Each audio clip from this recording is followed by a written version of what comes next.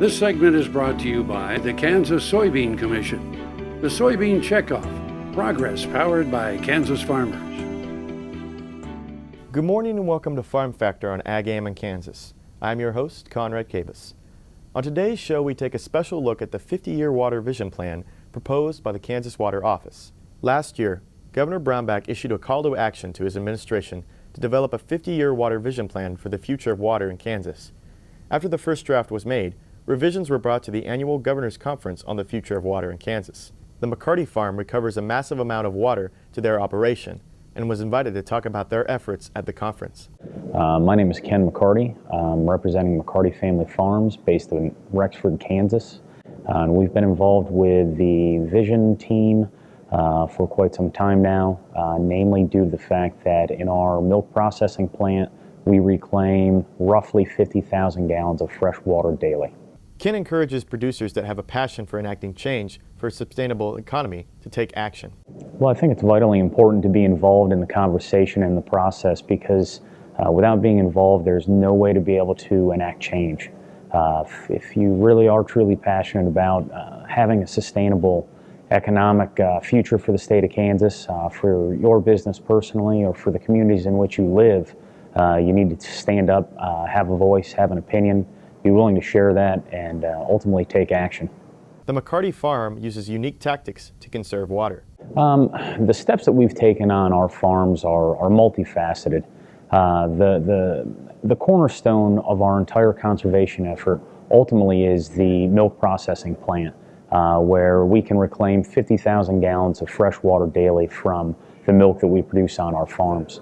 But additional efforts such as waterless urinals or more efficient cow cooling systems, all dealing with water. But again, Tier 4 compliant loaders and tractors to try to reduce emissions and increase fuel efficiency, down to just simply how we schedule our employees to try to create a higher degree of satisfaction and employee contentment. Anything and everything that we can do to try to improve the overall sustainability of our farms is always on the table and always being evaluated.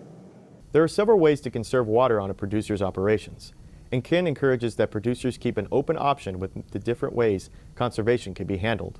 Well, the biggest piece of advice that I could give anyone regarding this sphere is simply to keep an open mind. Conservation or gains in efficiency or in productivity can come in a multitude of ways. Some may be very expensive, large projects. Others may be inexpensive or free.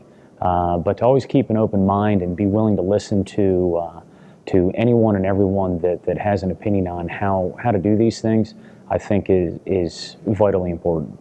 There are many innovative ways to keep a competitive advantage with conservation tactics for farmers.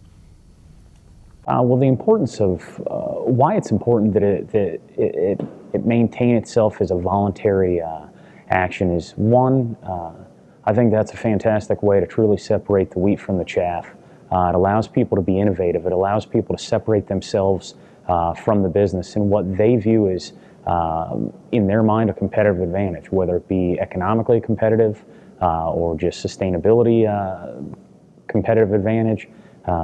But to force feed that down people's throats, ultimately, I think, destroys the true intrinsic value of efforts such as these. Tar Waters has what you need for all seasons for around the farm and home.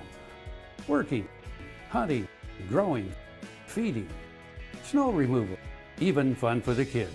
And a service department with experienced techs to help keep your equipment in top running condition. Tar Waters has a huge selection and the best prices. Tar Water Farm and Home, family owned and operated since 1978. They have what you need